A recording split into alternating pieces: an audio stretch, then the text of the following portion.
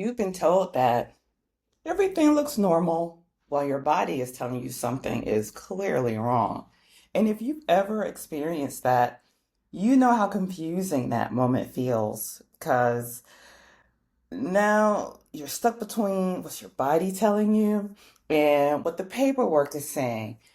You're exhausted, you're uncomfortable, you know something feels different, but then you hear your labs look fine, and suddenly you start questioning yourself. Maybe it's stress, maybe you're overthinking, maybe you're being a bit dramatic, maybe it's anxiety. And over time, that experience can make you feel dismissed, it can make you feel unheard and emotionally exhausted and disconnected from your own body. But here's what I want you to understand. Normal labs and no problem are not always the same thing. And today I'm going to discuss why this happens, why it's so emotionally difficult, what lab work can and cannot tell you, and how to advocate for yourself without spiraling into fear. So, one of the biggest misconceptions in healthcare is believing that lab work tells the full story, and it doesn't. Lab work is a tool, it's an important tool, but it's still just one piece of information from one moment in time. And healthcare is really much more nuanced than that because your health isn't just numbers, it's symptoms, patterns, changes over time, lived experience, functionality, energy, pain, sleep, cognition, inflammation, emotional well being. And sometimes those things don't immediately show up clearly in labs. But that doesn't mean that you're imagining it or you're lazy or the symptoms aren't real. It just means the picture may not be fully visible yet, right? And so this experience affects many people much more deeply than folks realize. And honestly, I think that we don't talk enough about this emotional consequence of not feeling understood in healthcare. Because when you repeatedly feel like something is wrong, your body is changing, your energy is disappearing, or your symptoms are interfering with your life, but at every appointment, it ends with everything looks normal. And you start to enter this very confusing emotional space, right? You stop trusting your instincts. You start second guessing yourself. And over time, that self doubt can become incredibly destructive because now you're not dealing with the symptoms, you're also dealing with the uncertainty, and uncertainty is so exhausting, especially when you don't have the language for what you're experiencing. So you start wondering, am I making this bigger than it is? Maybe I'm just anxious. Or maybe everyone feels like this. Or maybe I should stop bringing it up, right? And that's what makes it even harder because so many people already feel vulnerable when they walk into the healthcare settings. And, you're sitting there anxious, overwhelmed, hoping for answers, hoping someone sees what you're experiencing. And when you leave feeling unseen, that sticks with you emotionally, sometimes for years. Because whether it's intentional or not, feeling dismissed creates shame, and shame changes behavior. So now, instead of openly advocating for yourself, you minimize things, you downplay symptoms, you stop asking follow up questions because you're okay. And it's not because you're okay, it's because emotionally you are tired. You're tired of feeling misunderstood. You're tired of having to explain yourself repeatedly, and trying to prove your symptoms are real and walking away without clarity. And this is where people begin disconnecting from their own health. And it's not because they don't care, but because emotionally they've started associating healthcare with frustration, confusion, and defeat. And that's a much bigger issue than people realize.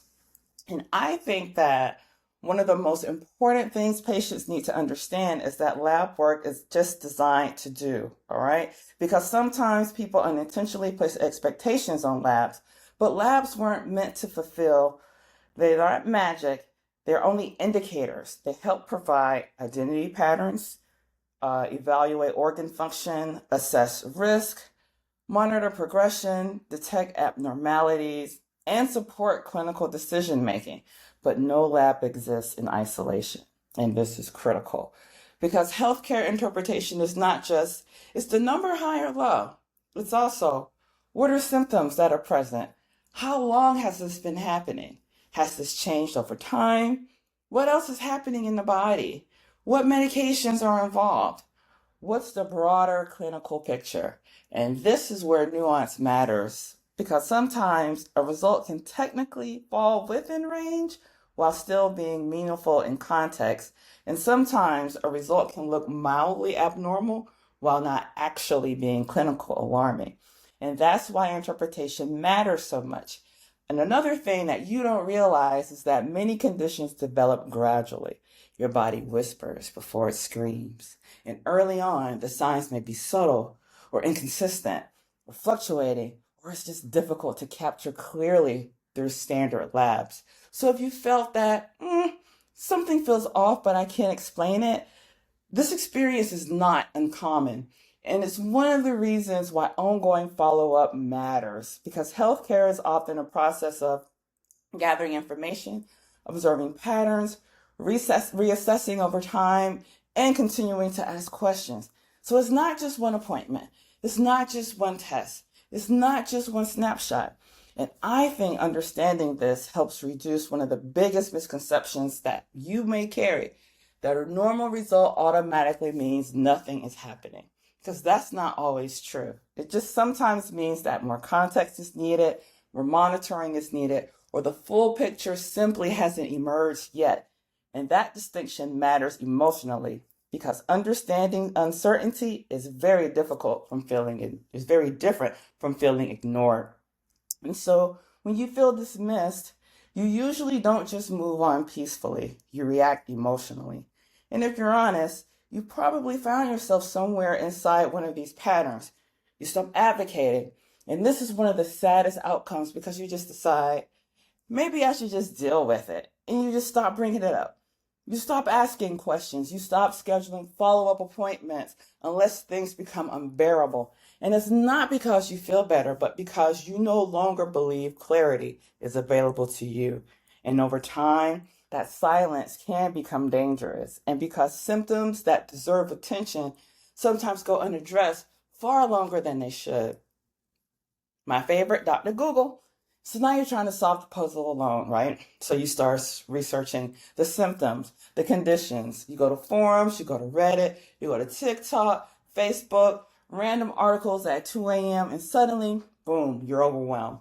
You're overwhelmed with these conflicting opinions, of course, horror stories, worst case scenarios, and generalized information that does not actually apply to you specifically. So instead of feeling empowered, you feel terrified. It is because information without interpretation usually increases anxiety, but not clarity.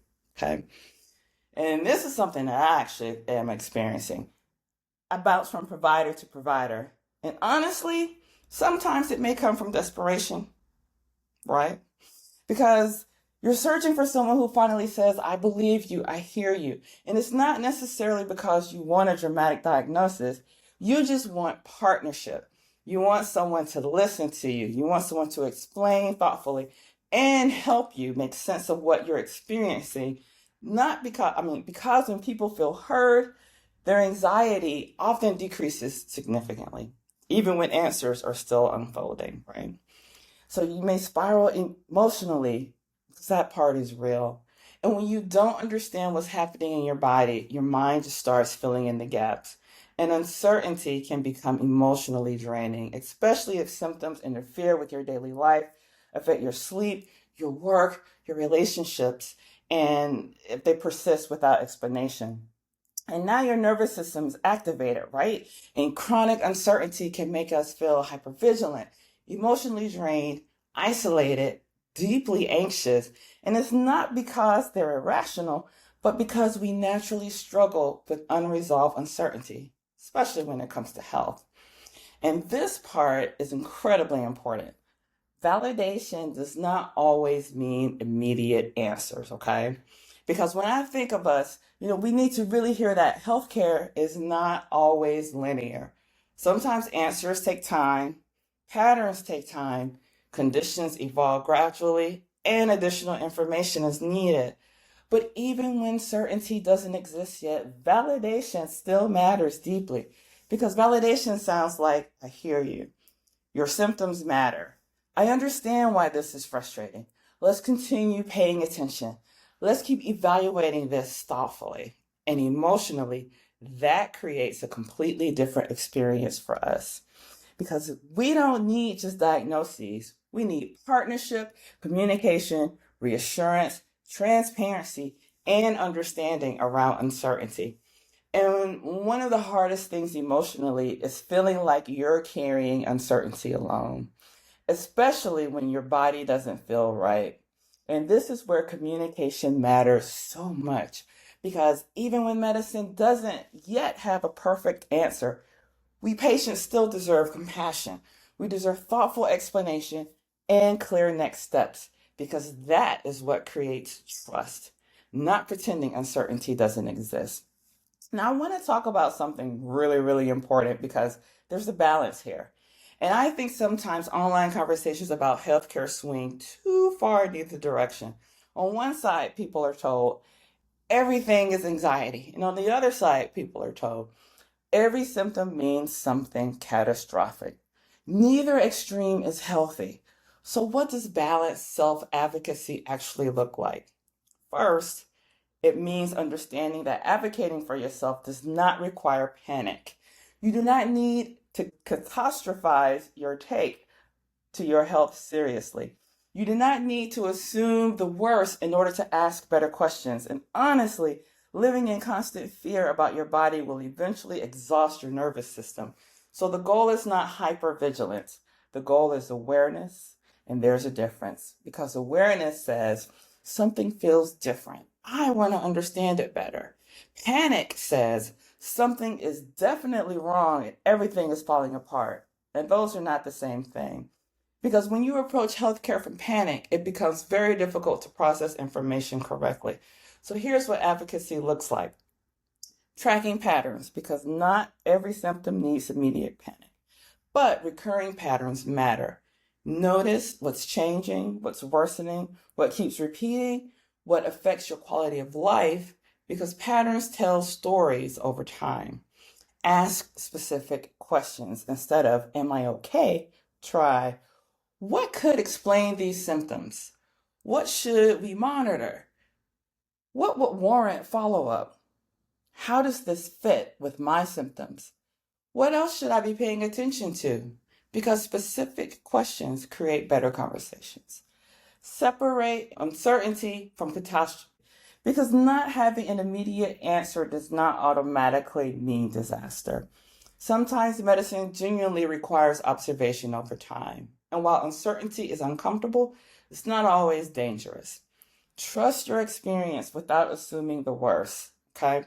Because you're allowed to acknowledge that something feels off without immediately deciding my life is ruined. There is space between dismissal and doom. And that middle space is where thoughtful advocacy lives. Seek partnership, not combat. Your provider should not feel like your enemy. The best healthcare relationships are collaborative because you bring your symptoms, your lived experience, your observations, while your providers bring medical training, interpretation, clinical judgment, and guidance, and that partnership matters. And then continue the conversation. Because sometimes we may think, if this appointment didn't solve everything, nothing will. But healthcare is often iterative. Follow-up matters. Communication matters. Reassessment matters. And sometimes answers become clearer over time. And honestly, this entire conversation is one of the reasons I care so deeply about healthcare clarity. Because uncertainty becomes much harder emotionally when you don't understand what's happening, and you deserve better than that. You deserve explanation, context, communication, and support, and not just test results dropped into a portal without understanding. And hey, listen, This is one of the biggest reasons I built Alvora.health because too many people are left trying to interpret healthcare alone. You're given information, numbers, instructions, but not enough understanding. And that gap creates fear, confusion, and disconnection. Alvora.health is designed to help bridge that gap so you can better understand your health information, ask more informed questions, and participate more confidently in your care because you deserve clarity, not just data. So if you've ever felt dismissed, confused, or emotionally exhausted trying to understand your health, you are not alone. And your symptoms deserve thoughtful attention because better clarity leads to better understanding, and better understanding leads to better healthcare conversations. So if you want help understanding your lab results in clearer, simpler terms, download my free Clear Lab guide below because it'll help you better understand common labs, what they measure, and what questions to ask next.